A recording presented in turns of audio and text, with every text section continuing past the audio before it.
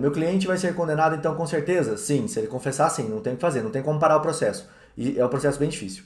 Agora vamos nessa pergunta aqui, ó, essa outra pergunta do Gabriel, que ela é bem bacana. Celular apreendido no inquérito, tem prazo para ser devolvido? Por que essa pergunta ela é bacana? Pelo seguinte, hoje nós temos a cadeia de custódia, né? Então tem que falar quem apreendeu esse celular, onde que esse celular foi, quem que fez a perícia nele, como é que foi feita essa perícia, tem que passar por tudo isso. E aí eu também posso pedir prova. Isso acontece muito, mas muito, na violência doméstica, tá? O celular foi apreendido lá na delegacia. O que as pessoas fazem? Elas pegam... Ah, meu celular tá aqui. Elas pegam o celular e elas tiram uma foto da tela do celular e elas colocam lá a constatação da mensagem que foi enviada para a vítima. E qual que é os pedidos que eu faço? E é isso aí, talvez seja até interessante você fazer esse tipo de pedido na resposta à acusação. Vou te explicar o problema disso e de fazer na resposta à acusação. Vai lá na resposta à acusação, eu coloco o seguinte, olha, eu quero que a vítima apresente as mensagens na íntegra, todas as mensagens que foram trocadas, ou que ela apresente o celular para que ele possa ser periciado, tá? Porque o celular não foi apreendido, só foi feita uma constatação. Qual é o problema de fazer isso na resposta à acusação? Talvez o promotor entre em contato com a vítima e realmente consiga essas mensagens, tá? E aí, quem vai ter o domínio dessa prova é o promotor. Muito mais interessante chegar na audiência e você perguntar para as pessoas, para as testemunhas. Olha, você viu essa mensagem no celular? Eu já tive o absurdo, tá? O absurdo de, em um processo, ter sido feita uma constatação do áudio. Eles tiraram uma foto do áudio e colocaram no processo. Ó, ele enviou o áudio. Como é que é isso? Como é que você não baixou o MP3? Você tinha uma gravação da pessoa falando. E aí, como esses processos demoram, por exemplo, violência doméstica, normalmente quando você pergunta para a vítima, você tem ainda esse áudio aí no seu celular? Normalmente ela fala que não tem. E aí é uma ótima prova para mim. Por quê? Olha, eu quero provar que o réu não falou isso dentro do áudio, que houve uma conversa anterior, que ele foi provocado para falar isso. Isso eu não posso, porque não existe mais esse celular. Então, em princípio, esse celular deveria ficar apreendido até o final do processo. Ele está lá na cadeia de custódia, ele não pode ser devolvido porque ele é a prova do crime, tá? Ele tem que ser periciado. E aí eu posso pedir a perícia. Mas não é o que a polícia faz. Infelizmente, muitos policiais, na hora de fazer a investigação, e até por falta de efetivo, e aí não é culpa deles, é culpa do Estado, mas também não é culpa do meu réu, eles fazem um serviço que não é um serviço detalhado. Eles não passam por uma perícia, o celular não cai na mão de um perito, o perito não constata tudo o que teve nas conversas, isso não é feito. E aí eu sou muito prejudicado no processo, porque eu não sei qual foi a conversa. E aí eu vou dar um exemplo para vocês poderem entender a gravidade disso. Teve um processo que houve a degravação de todas as mensagens de WhatsApp que foram enviadas para aquele celular. Olha que processo lindo, que serviço bem feito da polícia. A polícia foi lá, e lembra, a polícia não quer condenar o réu, né? Ela não está ali para condenar o réu, ela está ali para fazer provas, para investigar, para chegar em um acusado, ela não está ali para absolver ou condenar. Eles foram lá e degravaram todas as mensagens que foram enviadas do celular da vítima, que houve dentro dessa conversa entre réu e vítima. E a conversa era no sentido religioso.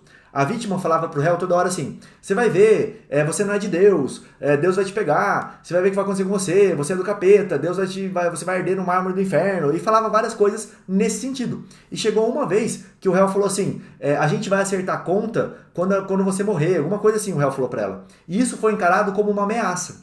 Se eu separar essa frase sozinha e colocar ela fora de contexto, a gente vai acertar as contas quando você chegar no inferno, uma coisa assim, a frase tinha alguma coisa a ver com o inferno.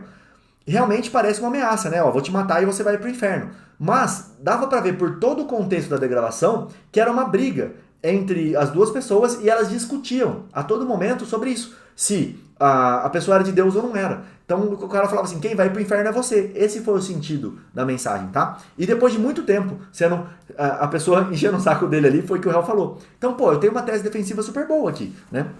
E eu só consegui isso porque a polícia fez um serviço bem feito. E é o trabalho da polícia fazer isso. Só que eles não vão fazer. Normalmente o que acontece no processo? Eles vão pôr lá uma foto da mensagem que foi enviada. Isso é muito pouco, tá? Isso não serve pra nada. Então eu não gosto.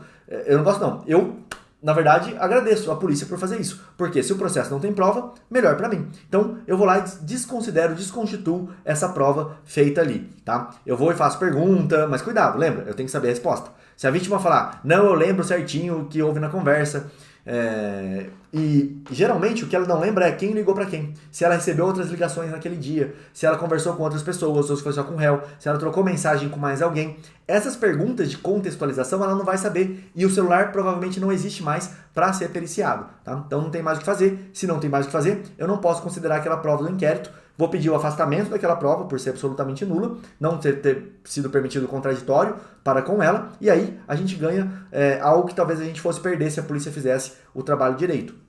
Vou dar mais um exemplo para vocês. E aí não é uma crítica à polícia não, tá? Eu sei que eles não têm verba, não tem como fazer, às vezes tem, às vezes não tem, mas fazer o quê? Um outro exemplo que aconteceu comigo, tá? Dessa parte de perícia.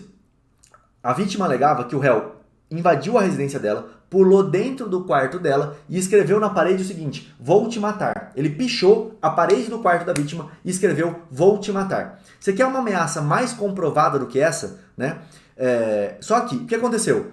No processo, sabe o que tinha? Só o relato da vítima. O relato do pai dela e dela. Só que esse delito deixou vestígio. Então, precisava ter tirado uma foto. Por quê? Porque eu posso pedir um exame grafotécnico daquela pichação para saber se aquela letra é do réu. Eu posso fazer isso. Isso é uma prova defensiva. E não tinha nenhuma foto, só tinha de boca. Como é que eu vou saber se aquela parede realmente foi pichada? Se isso existiu ou não, já que havia um delito material. E na audiência, eu fui e perguntei para a vítima. Falei, viu, sua parede está pichada ainda? Falou, não, pintei. Pintou quanto tempo depois? Tantos dias. Foi algum perito lá na sua casa tirar foto? Não. Você tirou foto disso? Não tirei foto disso. Tudo bem, sem mais perguntas. Não vou provocar a vítima, perguntar o porquê que ela não fez. Não é a função dela, tá? E muitas vezes, não é em uma só. Em muitas e muitas e muitas vezes, eu já peguei processo na violência doméstica em que eu pergunto para a vítima o seguinte. Ela fala assim, olha, ele me ameaçou. Como é que foi a ameaça? Ah, ele me ligou. Ah, ele te ligou? Ele te ligou e te ameaçou? Sim. Tudo bem. A senhora levou seu celular na polícia? Levei. E o policial viu seu celular? Viu, ele abriu, olhou tudinho, todas as mensagens que tinha, ele viu as ligações. Ah, legal. E ele fez perícia? A senhora sabe se ele levou para perícia? Se fez algum tipo de prova? Eu já sei que não tem essa prova dentro do processo, mas eu quero mostrar que a polícia teve contato com a prova e, porque ela não quis, ela não fez a prova. Mostrando isso, é um crime que deixou vestígio, uma ligação, e não foi feita a prova. Então o réu tem que ser absolvido, tá?